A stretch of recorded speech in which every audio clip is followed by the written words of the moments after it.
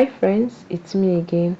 In this short but informative video, I will guide you on how to delete wallpaper from your Android device. So guys, follow these easy steps to learn how to do so. Alright, so make sure you are on the screen where you want to remove the wallpaper. Then the next thing you want to do is to tap and hold on an empty space on the home screen. Don't tap on any apps or widgets, just tap and hold on an empty space, and this will open the wallpaper setting for your device. As you can see, wallpaper, widgets, X theme or settings. Alright, so the next you want to do is to tap on the wallpaper. You should see your option for setting new wallpaper.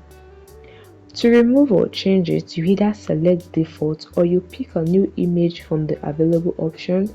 So if you want to replace this current wallpaper, what you need to do is just to choose on or tap on any image to replace this. Alright, let's do that. Let me go with this, and as you can see, it has been changed. The other one has been deleted and it has been replaced with this, and that is it.